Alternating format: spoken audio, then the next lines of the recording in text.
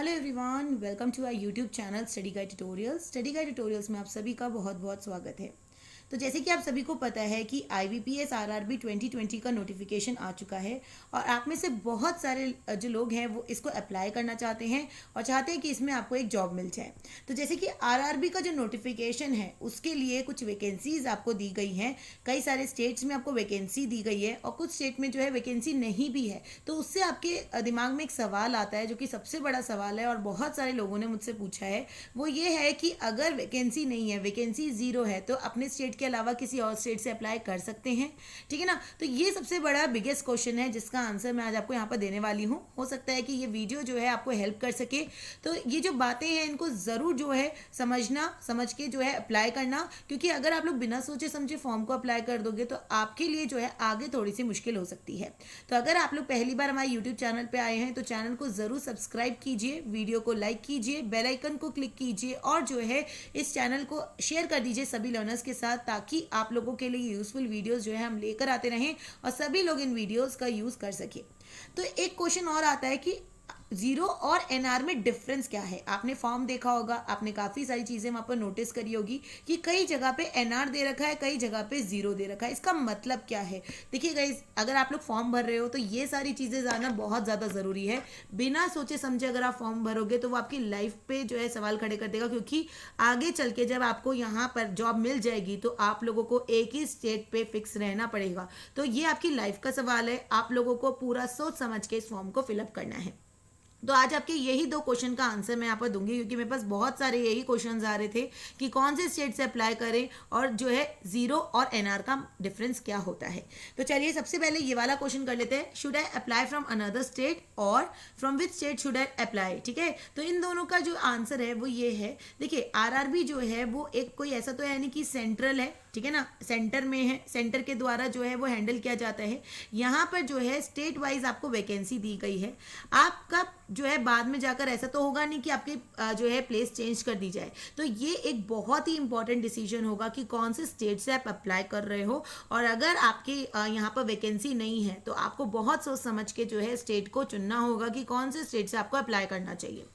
हमने सोचा था कि इस साल 2020 में जो है वैकेंसी आएगी नहीं आएगी, फॉर्म फिलअप होंगे नहीं होंगे, बट ये बहुत ही अच्छी न्यूज़ है कि आप लोगों के लिए RRB का फॉर्म आ गया है। तो इस मौके को बिल्कुल भी मत गवाइए, लेकिन आप लोग सोच समझ के फॉर्म भरिए ताकि आप लोगों को आगे जो है दिक्कत ना हो, क्योंकि जब आपकी पोस्ट फिक्स हो जाएगी तब आप लोगों को उसी स्टेट में काम करना होगा लाइफ लॉन्ग। ओके, तो RRB के लिए जो है कई सारे स्टेट्स हैं। अब क्या होता है कि अगर आपके स्टेट में वैकेंसी कम है तो मैं यही कहूँगी कि अगर वैकेंसी जो है थोड़ी बहुत भी अच्छी वैकेंसी है तो अपने ही स्टेट से अप्लाई कीजिए। ये मत देखें कि दूसरे स्टेट में इतनी ज़्यादा वैकेंसी है तो वहाँ से अप्लाई करते हैं। हाँ, कुछ कुछ ऐसे स्टेट होते हैं जो आपके स्टेट से ही रिलेटेड होते हैं, जैसे कि अगर हम बात करें उत्तराखंड और यूपी, तो वहाँ पर जो है इतना मुश्किल नहीं होगा आप लोगों के लिए काम करना। ठीक है, तो अगर आप उत्तराखंड को बिलोंग करते हो तो आप यूपी में आराम से जा सकते हो। लेकिन अगर आप उत्तराखंड को बिलोंग करते हो और आप सोचो कि आप साउथ के इंडिया के स्टेट को फिलअप कर दो, तो वहाँ पर आपका लाइफ स्टाइल काफ़ी चेंज हो जाएगा, आपके लिए बड़ी मुश्किल हो जाएगी। और टोटली जब लाइफ चेंज हो जाती है ना, तब आपके लिए ज़्यादा जॉब जो है वो हेक्टिक हो जाएगी। तो बिल्कुल भी ऐसे मत कीजिएगा। ऐसा नहीं है कि जब आप लोग फॉर्म फिलअप करोगे तो आपको दिक्कत होगी, बाद में जो है इंटरव्यू में दिक्कत होगी। वो लोग आपको टाइम देंगे उस रीजन की लैंग्वेज सीखने का, लेकिन गाइस एट लास्ट क्या होता है, खुद का कंफर्ट। ठीक है, अगर आप लोग खुद के कंफर्ट जोन में रहेंगे तो आपके लिए जॉब भी इजी रहेगी। तो ऐसे स्टेट को फिलअप कीजिए कि जहां पर आप लोग कम्युनिकेशन इजी कर सकते हो। अब क्या होता है, कुछ कुछ लोगों को ट्रैवल करना पसंद है या कुछ कुछ लोगों को अपने स्टेट के बाहर काम करना है, तो आप बहुत ईजिली जो है दूसरे स्टेट में अप्लाई कर सकते हो, कोई प्रॉब्लम नहीं है। ठीक है, तो ये टोटली आपका डिसीजन होगा, this is all your decision कि आपको कौन से स्टेट में अप्लाई करना है। लेकिन जो भी स्टेट में आप अप्लाई करोगे बड़े ही सोच समझ के कीजिएगा, क्योंकि वो आपका अल्टीमेट डिसीजन होगा। वहीं पर आपको जो है काम करना होगा। ऐसा नहीं होगा कि आपकी पोस्टिंग बाद में दूसरे किसी स्टेट में लग जाएगी, क्योंकि ये सेंटर के द्वारा जो है वो हेल्ड नहीं किया जाता। जैसे कि अगर आप SBI वगैरह में देखोगे तो वहाँ पर जो है पोस्टिंग कहीं और हो सकती है, बट इसमें जो भी स्टेट आप फिल करोगे उसी के रीजन के रूरल बैंक में आपको काम करना होगा। तो ये आपका ही डिसीजन है, जिस स्टेट में आप कंफर्टेबल हो, जिस स्टेट में आपको लगता है कि यहाँ पर आप इजिली जा सकते हो, या आपके रिलेटिव्स हैं, या आप सोचते हो कि हाँ यहाँ पर हम लोग आराम से रह सकते हैं, पहले भी गए हो तो उस स्टेट में ज़रूर अप्लाई कीजिए। अगर आपके स्टेट की 0 वैकेंसी है तो चूज़ कीजिए कि कौन से स्टेट ऐसा है जिसमें आप लोग अप्लाई कर सकते हैं। तो ये टोटली आपका डिसीजन है और कोई भी फ़र्क नहीं पड़ेगा इसमें। आगे जाकर आपको प्रोविजंस मिलेंगे, आपको जो है टाइम मिलेगा उस रीजन की लैंग्वेज सीखने के लिए, आपको जो है मौके मिलेंगे, 1 साल का 2 साल का आराम से टाइम मिलेगा। ऐसा कुछ नहीं है कि आपको लैंग्वेज नहीं आती है तो वो आपको बाहर निकाल देंगे, लेकिन आपको टाइम दिया जाएगा उस लैंग्वेज को सीखने के लिए। बट आपको उस लैंग्वेज के लिए कंफर्टेबल भी होना पड़ेगा, ये नहीं कि आप सीख नहीं पा रहे हैं। तो बहुत ही सोच समझ के इस डिसीजन को लीजिएगा कि कौन से स्टेट से आपको जो है यहाँ पर फॉर्म भरना है, अगर आपके स्टेट में 0 वैकेंसी है या फिर कम वैकेंसी है। अब दूसरा क्वेश्चन क्या आता है कि जीरो और एनआर में डिफरेंस क्या होता है। कई सारे लर्नर्स ये मैम जीरो का जो है मतलब क्या हुआ, एनआर का मतलब क्या हुआ।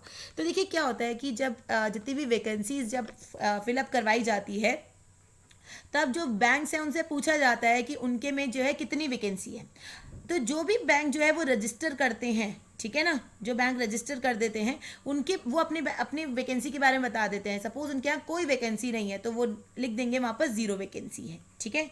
अगर उनके पास 10 वैकेंसी है तो 10, 100 है तो 100, तो वो अपना लिख देते हैं कि उनकी 0 वैकेंसी है। मतलब यहाँ पर अप्लाई करने का कोई फ़ायदा नहीं है, यहाँ से जो है आपको जो है पोस्ट नहीं मिल सकती क्योंकि यहाँ पर वैकेंसी ही नहीं है। लेकिन जब एनआर की बात आती है, ठीक है ना, तो एनआर का मतलब क्या होता है, नॉट रजिस्टर्ड, मतलब इन बैंक्स ने अभी रजिस्टर्ड नहीं किया है लेकिन इन फ्यूचर इनकी वैकेंसी आ सकती है। वैकेंसी आने के क्या है, चांसेस हैं। ऐसा नहीं है कि यहाँ पर वैकेंसी 0 है, यहाँ पर वैकेंसी जब रजिस्टर करेंगे तब यहाँ पर वैकेंसी आने के चांसेस हैं। तो ये जो है डिफरेंस है जीरो और एनआर का। एनआर का मतलब आप 0 मत समझ लीजिएगा, एनआर का मतलब है चांसेस आगे है, हो सकता है कि वहाँ पर आपको वैकेंसीज मिल जाए लेकिन अभी वो बैंक ने रजिस्टर नहीं किया है। और यहाँ पर 0 का मतलब है कि कोई भी वैकेंसी नहीं है, तो इस बैंक में अप्लाई करने का कोई भी फायदा नहीं है।